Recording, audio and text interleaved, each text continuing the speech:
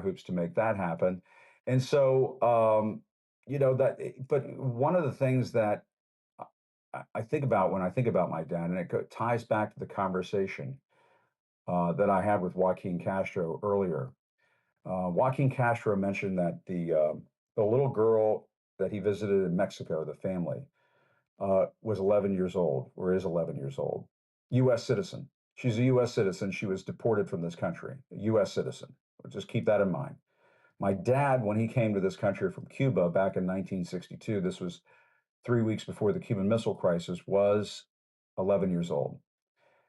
And back in those days, and one has to think it was a more conservative time in this country and so on. John F. Kennedy was president. Perhaps things were a bit more progressive in that sense, but as a country, it was just a different time, right? When I talked to my dad about growing up in Northern Virginia, in Fairfax County, Virginia, went to Vienna Elementary School. He talks about how he had a teacher who would pull him out of the classroom every day, teach him how to read and write. This is a little Cuban kid, didn't know how to read, didn't know how to write at that point. And there was a teacher, he would tell me about it, Vienna Elementary School, who would pull him out every day and spend time with him so he could learn how to read and write. If you talk to him today, he does not even have a Spanish accent, no Cuban accent at all. He came here early enough where I guess he adopted kind of an American accent. And he talks so affectionately and lovingly about the community he grew up with in Northern Virginia at that time. He talks about the Presbyterian Church in Vienna. I've told some of these folks who are watching this story before. I've mentioned it on PBS and other places.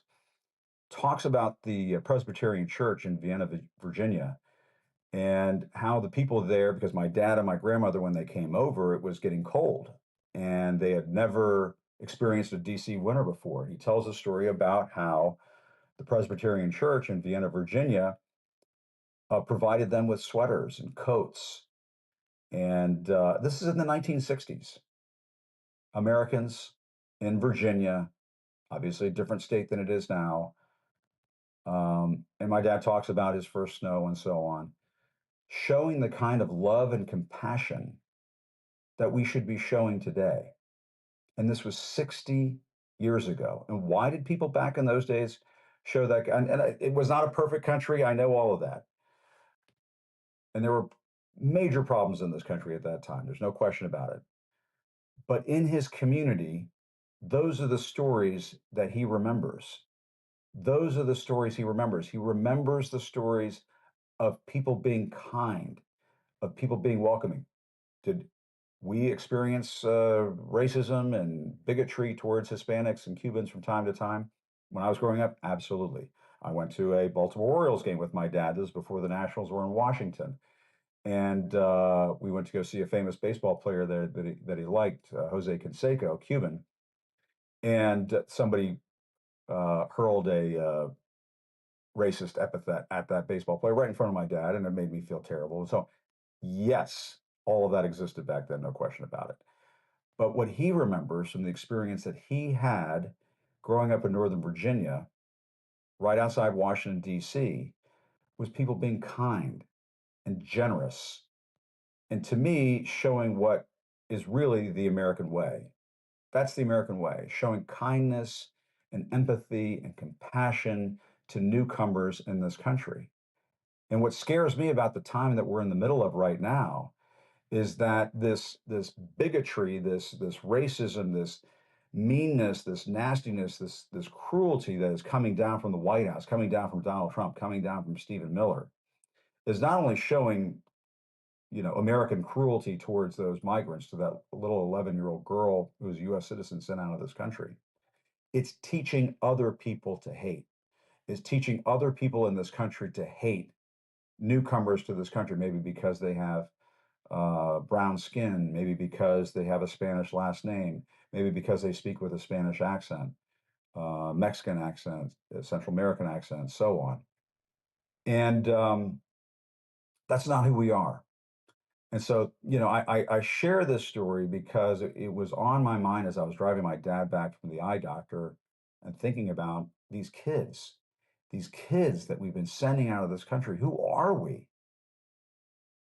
what kind of cruelty, what kind of ugliness is coming out of this White House right now, and it's infecting the people in ICE, where they feel like they have to put masks on to carry out this nasty, cruel business.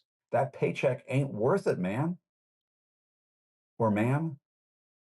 I see men and women doing this, just showing absolute cruelty to these people. And I would encourage those ICE agents, if you are a part of it and you're ashamed of it, you don't want to be a part of it, talk to somebody in the press, talk to a reporter. You can keep the mask on, I suppose, and tell your story, but um, you should get the word out, because this is not who we are. The country that I think we are is represented by the people who helped my dad when he came to this country more than 60 years ago. That's the America that I know. That's the America I grew up loving and caring about and respecting in this country, that I'm patriotic about. That's the America that we should be. Not not this cruel Donald Trump corrupt MAGA America that we're becoming right now.